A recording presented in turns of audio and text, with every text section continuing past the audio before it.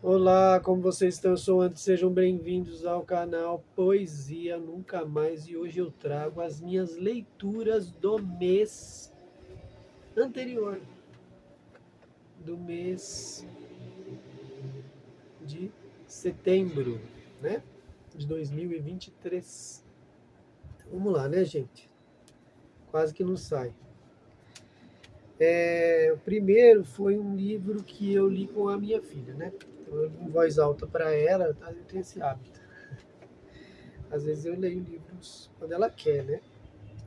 Aí eu leio livros para ela, né? E aí, como esse mês de outubro eu comemoro 2 anos do canal, queria agradecer inclusive a todo mundo que acompanha o canal, né? E obrigado mesmo.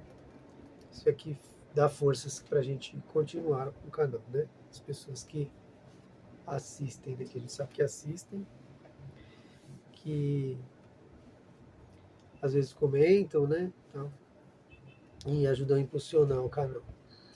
Bom, e fora em comemoração, né, aos 2 anos do canal,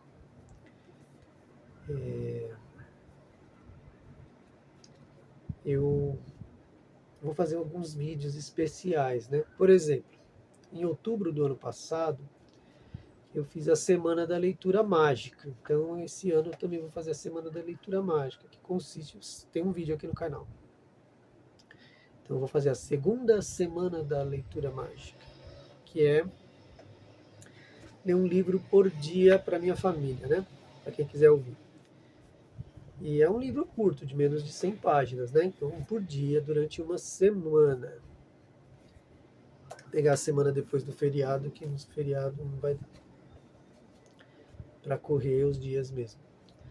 Outra questão também é que eu comemoro 30 anos de escrita. 30 anos que eu escrevo poesia principalmente, né? Comecei a escrever em 1993, aos 15 anos, entregando a idade. E agora, com 45 anos, 2023, completo 30 anos de poesia, com 7 livros publicados até o momento, algumas antologias, participei, organizei 2 antologias, tá para sair mais uma. Que mais? Escrevi Orelha para amigo, Orelha, quarta capa, prefácio, pós-fácio. Participei de projetos com amigos, virtuais, presenciais, em livros, em revistas. Então, e esse mês, creio que esse mês ainda sai meu novo livro, que é um livro comemorativo de 30 anos da minha produção. Então eu fiz uma antologia dos meus poemas, né? De 30 anos para cá. Então tem poemas que eu publiquei em todos os livros e uma parte de inéditos. Então, em breve tem essa novidade aí. Tá no prelo, como se diz, né? Bom, então vamos lá, né? Então vou começar aqui com as minhas leituras do mês de setembro. Eu comecei com o livro que eu estava lendo para minha filha. Ela se interessa muito por história, a história com H maiúsculo, né? Ela gosta de fatos históricos, né? Principalmente da antiguidade, histórias antigas, lendas, né? Mitologia. Ela gosta dessas coisas, a Sofia. Tem 12 anos. Então eu li para ela contos e lendas de cidades e mundos desaparecidos. Tem aqui a Torre de Babel na capa, né? Edição aqui da Companhia das Letras, escrito por Anne Jonas e ilustrado por Sylvie Serprix. Então, o que tem aqui? Tradução de Rosa Freire da Guiar, né? É uma coleção, contos e lendas, né? afro-brasileiros da África, cavaleiros da Tábua Redonda, Egito Antigo, Europa medieval, etc. Vikings. Aí aqui tem relatos bíblicos recontados pela Anne Jonas, né? A Anne Jonas, ela não é daqui não. Da onde que ela é? Anne Jonas, ela é francesa, né? Anne Jonas, será? Então, Jonas.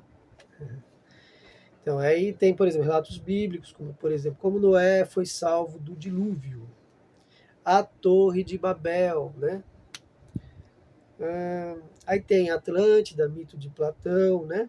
Mito grego, tem o Crepúsculo dos Deuses, mito viking, tem como nasceu o lago Titicaca, conto inca, tem conto persa, chinês, do Saara, chileno, conto bretão, né? Muito interessante. Então, o primeiro que nós lemos tem ilustrações também, por exemplo, aqui, ó, a Arca de Noé. Então, ela torceu o nariz para os relatos bíblicos, né? Porque nós aqui em casa nós não somos muito religiosos. Aí eu falei, não, você tem que pensar na beleza da história, né? Da poesia, né? Como é bonito, né? Mas aí ela gostou. Ela gostou mais dos mitos gregos, assim, histórias antigas, também do Chile, da China, né? Essas coisas. Muito interessante. Uma coisa que prevalece nos contos aqui é que por conta da arrogância dos homens ou dos pecados, né, que os homens cometem, Deus ou os deuses, né, dependendo do local da época que se passa a história, manda uma praga para punir os homens, ou mesmo manda um dilúvio. Tem vários contos, pelo menos 3 contos, no mínimo 3, que tem um dilúvio. Bem, é que eu não anotei, né, infelizmente, mas tem muito isso. Então, recomendo aqui, muito legal, bacana mesmo. Leia para o seu filho, para a sua filha, leia para as crianças. Assim formam-se leitores, né? Mais leitores. Então, essa edição aqui de 2009, né? Da Companhia das Letras, Contos e Lendas de Cidades e Mundos Desaparecidos. Aí depois eu li um livro infanto-juvenil, talvez, olha que coisa linda, ó. Isso aqui é a folha de guarda do livro O Livro da Música, do Arthur Nestrovsky, que é um violonista brasileiro, que também é crítico, né, musical, crítico literário, é músico, né, violonista, né? E aqui ele conta a história da música, né? É fartamente ilustrado. Ele conta desde a infância dele, ele fala sobre músicos, né? Música erudita, né?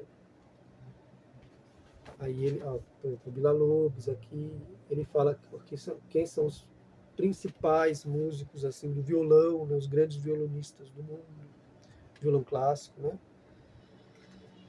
E aí ele conta histórias muito interessantes sobre os compositores, sobre a música, né? É bem explicativo, assim, é bem didático. E ele conta histórias muito tocantes, assim, a escrita dele, muito bonita. Por exemplo, ele conta que quando ele era criança, ele começou a se interessar por música e o primeiro instrumento que ele aprendeu, que ele teve aulas, foi a flauta. E o professor, ou a professora, acho que era a professora, pegava as crianças, né, os alunos, colocava dentro de uma Kombi e ia fazer serenata na frente da porta da casa dos outros. Aí ele conta que essa professora levou a turma para fazer serenata na frente da casa de uma velhinha que foi professora de música da professora dele. Então eles fizeram. O que foi emocionante nisso? É que ele era um garoto, sei lá, 10, 12 anos. Ele era um garoto e essa senhorinha olhou fixamente para ele, viu o entusiasmo com que ele tocava a flauta e deu um sorriso. E esse sorriso foi uma coisa compartilhada só entre eles dois. E ele viu nesse sorriso que o futuro dele era a música. Muito bonito, né? Então tem essa e outras histórias aqui no livro. Então, do Arthur Nestrovsky, o livro da música. Muito bom. Recomendo demais. Também é da Companhia das Letrinhas, ilustrações do Marcelo Cipes. Villa-Lobos aqui na capa. E é uma coleção de coleção profissões, né? Então tem o livro da medicina, da música, do guitarrista, do ator, da dança, cientista, dentista. Esse é o da música. Eu achei algum brechó. Bem bonita a edição. E essa edição, ela é de... Quando que é essa edição? Poxa vida. É de 2005. Tá aqui, ó. Livro da música do Arthur Nestrovsky, que depois eu li do meu amigo, mandou para mim, autografado, ó. Nós trocamos, né? Eu mandei o meu... Não tá aqui. Meu Mundo Gira Até Ficar Giraia. E ele me mandou esse As Moscas Armas, que eu já mostrei aqui no canal, de livros adquiridos no mês anterior, né? E já li, né? É um livro de contos. Aqui o Nelson de Oliveira assina com o próprio nome, que ele é um autor de 60 livros, 30 anos de carreira. E ele tem muitos pseudônimos literários, não sei se pode chamar de heterônimos, né?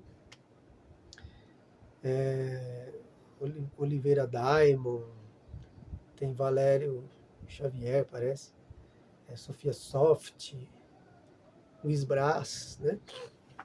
Mas esse ele assina com o próprio nome, é um livro de contos, contos bem nonsense, assim, surrealistas, né? Por exemplo, as pessoas viram bolhas flutuantes.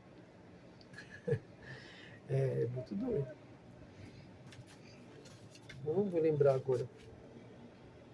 O Homem Só, muito legal, o Homem Só. Baile de Máscaras. A Preponderância do Pequeno. É um anão que tem uma mansão. Ele olha o mundo do alto, assim. Muito doido. Muito legal. Edição bacanérrima aqui da Link Editora, publicado em 2018. Na verdade, a primeira edição do ano 2000. E era um e-book. E 50 exemplares em papel. E depois, em 2018, ele publicou pela Link Editora. Republicou, né? Então, a segunda edição aqui é As Moscas Armas, do Nelson de Oliveira, grande escritor e crítico literário brasileiro. E aí depois eu li um livrinho bem pequenininho aqui, tem 63 páginas, ó, do Tchekov, dramaturgo, mais conhecido como dramaturgo, mas também um mestre do conto, Anton Tchekov, escritor russo, da virada do século XIX para o século XX, início do século XX, quando ele morreu. 1904, né? Ele morreu em 1904, nasceu em 1860. Então aqui tem poucos contos, né? A Corista e Outras Histórias, tradução da Tatiana Belink e Maria Aparecida Botelho Pereira Soares. Tem os contos A Palerma, O Gordo e o Magro, Ele Brigou com a Esposa, A Carteira, A Corista, A Dama do Cachorrinho, A Noiva, Trapaceiros, A Força, Historinha de Ano Novo. Então, sensacional, gosto de todos. Mas o conto realmente mais marcante é A Dama do Cachorrinho, que eu reli. Ou reli, não lembro se eu já tinha lido 2 vezes e li pela terceira vez ou se é a segunda vez que eu leio. É demais, o conto é demais, eu não vou dar spoiler aqui. É um cara que vai para um balneário e lá ele vê a moça, a bela moça, andando com o cachorrinho todo dia de manhã passando. Ela também está lá de passagem. Ele é casado, ela também. Eles se encontram, se conhecem, têm uma affair, né? Depois cada um vai para o seu lado e um não consegue parar de pensar no outro. e eles se reencontram, e é um conto incrível. Dividido em 5 partes. Daria um romance, hein? Mas ele fez um conto. A Dama do Cachorrinho. Lê esse conto. É bárbaro demais. Bom, da LPM Pocket, a edição. Aí eu li o Rip Van Winkle, do Washington Irving, nessa edição aqui, infanto-juvenil, da editora Ática. Ricamente ilustrada, né? É a história de um cara que ele sobe na floresta lá, aqui, ó, ele tá subindo, aí ele encontra um anãozinho, né? Cadê o anãozinho? Tá aqui. Um anãozinho. Aí o anão leva ele, ó, pede ajuda para ele, né? Para carregar umas coisas, ele ajuda o cara e tal. Aí ele ajuda esse anão estranho, com esse narigão, parece um bruxo, né? Um duende, alguma coisa assim. E aí ele vai parar numa vila que tem pessoas semelhantes àquele anãozinho, né? Ele fica barbarizado, assim, com a estranheza, né, daquelas pessoas e tal. E dá uma beberagem para ele, aí ele bebe lá, tal, né? Encosta na árvore e adormece. Aí ele adormece e quando ele acorda, ele está assim, ó. Passaram-se 20 anos. A família dele deu ele por morto, né? Ele volta para a cidade, aí ele parece um mendigo. As pessoas pensam que já tinha havido uma revolução, né? A guerra civil lá nos Estados Unidos. E o país já tinha mudado, já tinha uma nova bandeira, e, e ele não participou de nada disso. Aí ele é um estranho no ninho lá na cidade. É bem interessante a história. Assim. Já tinha lido a edição integral, né? A versão integral num livro de contos norte-americanos, traduzido, se eu não me engano, pelo Vinícius de Moraes. E, e aí eu reli aqui com a tradução e adaptação também da Tatiana Belink. Né? Muito bom, vale muito a pena. Se encontrar este conto em qualquer livro, leia. Essa edição é bem antiga, da editora Ática, recontado e ilustrado por John Howe. Edição de 1990. É 1990. Isso. Não me diz qual edição que é, mas. É isso. Então tá aqui, ó. Uma coleção que. Série Clara Luz. João Teimoso, Depois que Todo Mundo Dormiu, A Fada que Tinha Ideias, Contos de Green, Alice no País das Maravilhas, A Filha do Feiticeiro e Rip Van Winkle, que é esse aqui. Washington Irving, autor de A Lenda do Cavaleiro Sem Cabeça. E aí eu li, aqui tem um livro do Cruz e Souza, poeta simbolista brasileiro, né? Então aqui eles reuniram 3 livros do Cruz e Souza, não sei se ele publicou só 3 livros, mas tem 3 livros do Cruz e Souza aqui. Broquéis, Faróis e Últimos Sonetos. Eu li Faróis, né? Então eu li Faróis, do Cruz e Souza. Essa edição tem organização e estudo de Lauro Junques, presidente da Academia Catarinense de Letras. Edição monumental de 150 mil exemplares do governo do estado de Santa Catarina, né, de onde é o poeta, em comemoração aos 110 anos de falecimento. Comemoração ao falecimento, é estranho isso, né? Vamos comemorar o falecimento do cara. E ao traslado dos restos mortais de Cruz e Souza para Santa Catarina, que devia estar em outro lugar. Fala aqui no prefácio, eu não me lembro. É uma coisa bem mórbida, né? Traz, não sei se é de Minas Gerais, trazem os restos mortais dele, levam, né? Para Santa Catarina. Nossa, mórbido, né? Então, aí é um poeta simbolista, ele era negro, século XIX, né? Era negro, e um exímio poeta, assim, ó, de mão cheia mesmo, sonetos, né? Tudo marcado com rimas e aliteração marcação das sílabas mais poéticas mais fortes, o ritmo, incrível, cara, incrível. Bom, aí ele sofria preconceito, claro, né? Pelos seus pares, no próprio meio literário em que ele vivia. E, e aí,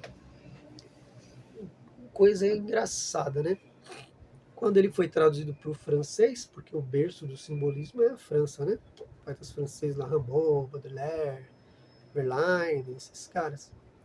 Quando ele foi traduzido para o francês, um crítico literário, que eu não me recordo o nome, lá na França, elogiou o Cruz de Souza, falou que ele era um grande, um poeta incrível, sensacional, beleza. E aí você vê que ironia do destino, né? Todo aquele círculo literário do Cruz e Souza, ali no século XIX,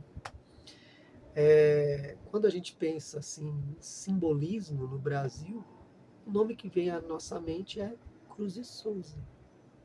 E aí quando você vê o nome dos outros poetas do círculo literário dele, você não se recorda desses nomes. Nossa, quem são esses caras?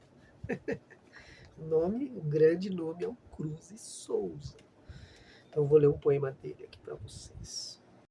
Música da morte. A música da morte, a nebulosa, estranha, imensa música sombria, passa a tremer pela minha alma e fria, gela, fica a tremer, maravilhosa.